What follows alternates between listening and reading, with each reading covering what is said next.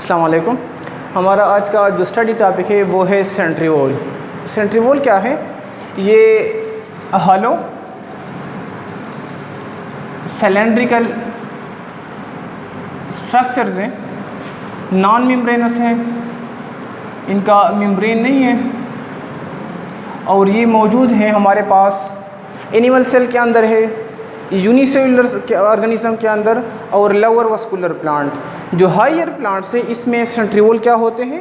Absent होते हैं। They are present in unicellular उसको बोलते हैं जो कि सिंगल सेल से बने होते हैं, एनिमल्स के अंदर है, एंड लोअर वस्कुलर प्लांट के अंदर है। जबकि ये क्या है? प्लांट सेल के अंदर, ये हायर प्लांट सेल के अंदर क्या है? एब्सेंट है। Absent in higher plants. हमारे पास सेंट्रीओल्स, इनकी केमिकल कंपोजिशन क्या है कि ये हमारे पास बनते हैं माइक्रोट्यूब्यूल से, और माइक्रोट्यूब्यूल का हमें पता है कि वो किस चीज़ से बनते हैं? ट्यूब्यूलिन प्रोटीन से बनते हैं। यानी केमिकल कंपोजिशन क्या है सेंट्रीओल की? माइक्रोट्यूब्यूल्स। और ट्यूब्यूल्स का हमें पता है कि किस चीज़ से हैं? ट्यूब्यूलिन प्रोटीन से। तो हम कहते हैं कि centrioles are chemically made up of tubulin protein. इनकी अगर हम स्ट्रक्चर की तरफ जाए तो ये हमारे पास 9 triplets of microtubules. Each centriole is made up of 9 triplets of microtubules. 9 triplets of microtubules मैं आप लोगों को समझा देता हूँ कि फॉर एग्जांपल ये हमारे पास क्या है? ये हमारे पास एक सेंट्रीओल है, इन पे क्या होते हैं? माइक्रोफिलामेंट्स। 9 माइक्रोफिलामेंट लगे होते हैं। ये 1 2 3 4 5 6 7, ये 8, ये क्या हो गया? 9 हो गया।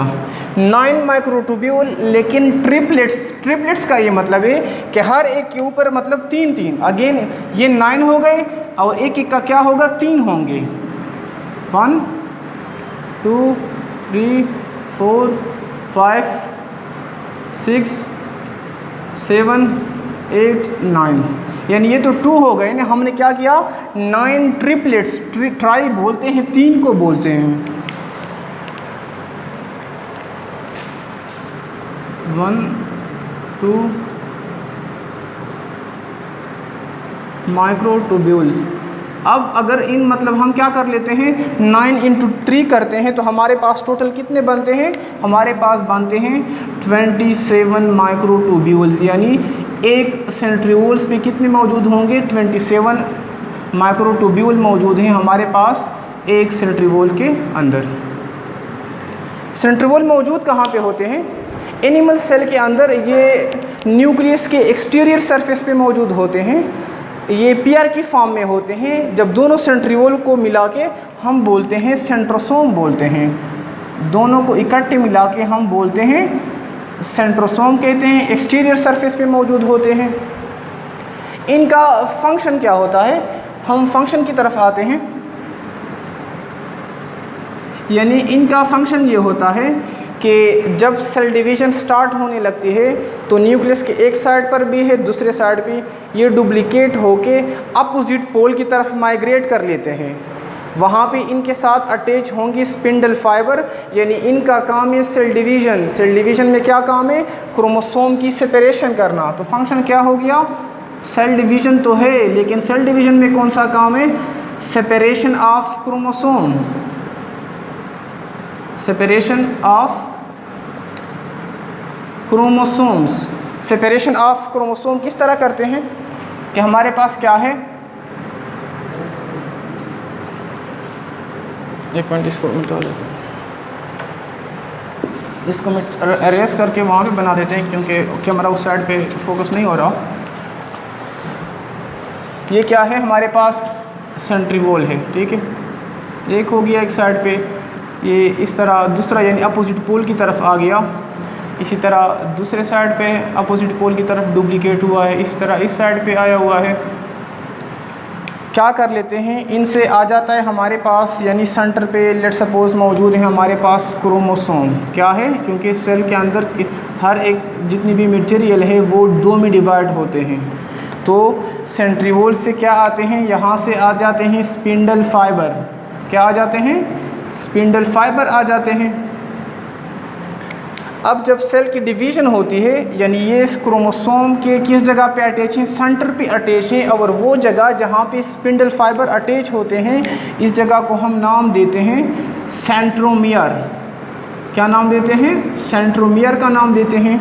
अब जब सेल डिवीज़न होगी ये क्या कर लेते हैं, यानी ये जो यहाँ पे क्रोमेटिड्स है इनको यूँ खींचते हैं। कौन खींचते हैं, स्पिंडल फाइबर के ज़रिए सेंट्रीओल उसको खींचते हैं, और क्या लग जाता है, क्रोमोसोम को दरमियान में कट लग जाता है। यानी इनका काम क्या है, सेल डिवीज़न में मदद देना। इनका जो अगला काम है वो है सेलिया की फॉर्मेशन करना एंड फ्लैजेला की फॉर्मेशन में मदद देना। अब सीलिया एंड फ्लैजेला की अगर हम केमिकल कंपोजिशन की बात करें तो दोनों बने हैं ट्यूब्यूलिन प्रोटीन से, लेकिन इनकी मॉर्फोलॉजी डिफरेंस है। मॉर्फोलॉजी किस तरह डिफरेंस है कि जो सीलिया है ये क्या होते हैं, तादाद में ज़्यादा होते हैं, लेंथ में छोटे होते हैं, नंबरस होते हैं, यानी इनकी तादाद ज़्यादा होती है, लेकिन क्या होते हैं, शॉर्ट इन लेंथ होते हैं। जो हमारे पास फ्लैजेला है इनकी तादाद क्या होती है, कम होती है, लो इन नंबर होते हैं, लेकिन एज़ कंपेयर टू सीलिया ये क्या है, ये लॉन्ग होते हैं। हमारे पास तुम लोगों ने देखा होगा पैरामीशियम का शू लाइक स्ट्रक्चर होता है, ठीक है। तो पैरामीशियम के ऊपर जो मौजूद होते हैं, जो कि पैरामीशियम की मूवमेंट कर लेते हैं, पैरामीशियम की लोकोमोशन में मदद देते हैं, इसको क्या नाम देते हैं, हम सीलिया का नाम देते हैं। इसी तरह बैक्टीरिया के अंदर ज़्यादातर प्रोकैरियोट्स के अंदर क्या मौजूद होते हैं, फ्लैजेला मौजूद होते हैं। कि फॉर एग्जांपल ये अगर हमारे पास कोई बैक्टीरियल सेल है, क्या है, बैक्टीरियल सेल हमारे पास कोई, तो इनके बॉडी के ऊपर क्या मौजूद होता है, फ्लैजेलम मौजूद होता है। तो ये क्या है, लेंथ में शॉर्ट है, तादाद में ज़्यादा है, लेंथ में लॉन्ग है, तादाद में क्या है, कम है। अब एक क्वेश्चन बनता है यहाँ पे कि अगर हायर प्लांट सेल के अंदर अगर सेंट्रीओल मौजूद नहीं तो वहाँ पे सेल डिवीज़न किस तरह होती है। प्लांट सेल के अंदर ये होता है क्योंकि वहाँ पे न्यूक्लियस पेरिफेरल साइड पे मौजूद होता है, साइड पे मौजूद होता है। जो ही सेल डिवीज़न का प्रोसेस स्टार्ट होने लगता है न्यूक्लियस सेंटर पे आ जाता है। सेंटर पे आ गया तो वहाँ साइटोप्लाज्म में मौजूद होते हैं ट्यूब्यूलिन प्रोटीन मौजूद होते हैं।